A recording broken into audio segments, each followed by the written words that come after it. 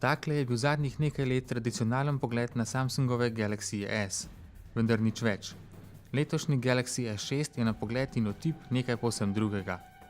Plastiko, zakamuflirano z različnimi vzorci in barvnimi premazi, sta zamenjala kovina in steklo. Telefon deluje veliko bolj premijsko in tudi trdno, vsekakor pa je lepši. Kar pa prihaja tudi na račun določenih funkcionalnosti.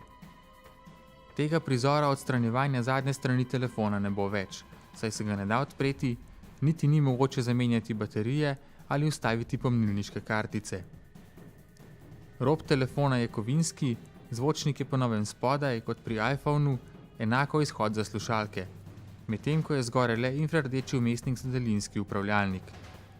Kamera ima neugledno izboklino, kar pa pomeni, da je telefon precej tanek. In tudi pretirano velik ni, nič večji kot sta bila S4 in S5, kar je pohvalno. S6 je sicer na voljo v dveh različicah.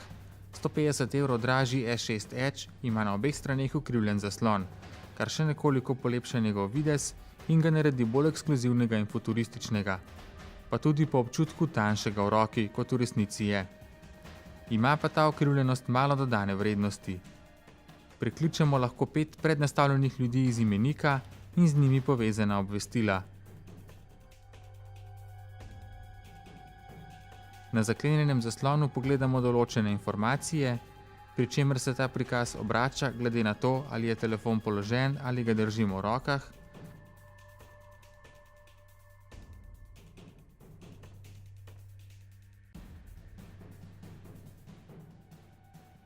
Po noči vidimo uro in to je v glavnem to. Nič takega, brez česar ne bi mogli živeti. Zaslon pri obeh šesticah, ki ima razločljivost 2K, je sicer fantastičen. Njegova jasnost, ostrina je skorajda neverjetna. Nikjer ni nikakršne nazobčenosti, podrobnosti na fotografijah je ogromno. Tudi barve so žive in skorajda pravilne, vidni koti izvrstni, le vidljivost na soncu ni najboljša. Večja razločljivost zaslona omogoča tudi ogled video 2K z YouTuba ali drugih virov in spletne strani izgledajo čudovito.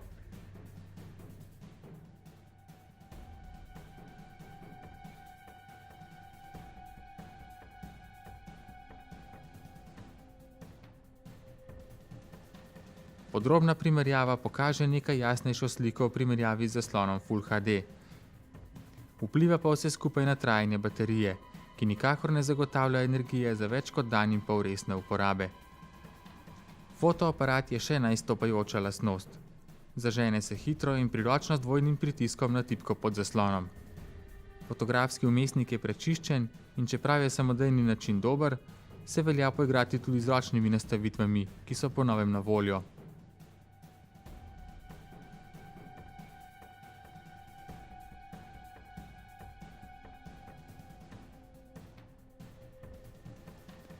Same fotografije so med boljšimi, kar jih je mogoče posneti s pametnimi telefoni. Podrobnosti je veliko in svetlobe v temačnih motivih prav tako. Edino, kjer je iPhone še spredaj, je bolj zanesljivo ugibanje pravilnih barv in osvetlitve.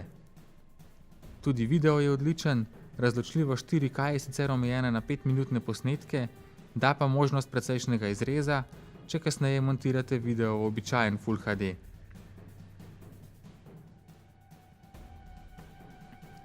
Samsungov lastni 8-jedrni procesor nima večjih težav pri poganjanju niti najbolj zahtevnih iger na visoko razločljivostnem zaslonu. Niti se ne greje pretirano, vendar pa obremenitve ne vplivajo blagodejno na baterijo.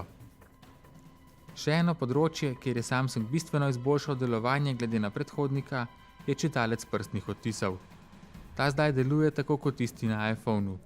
Tudi zanesljivost je podobno dobra, podpora v aplikacijah pa za zdaj manjša. Izgled Samsungovega Androida še vedno ni idealen, čeprav so iz njega odstranili precej navlake in se bolj držali Googlovega snovnega oblikovanja. Toda ogromnih enobarvnih ploskev in drugih ostankov preteklosti je še vedno preveč.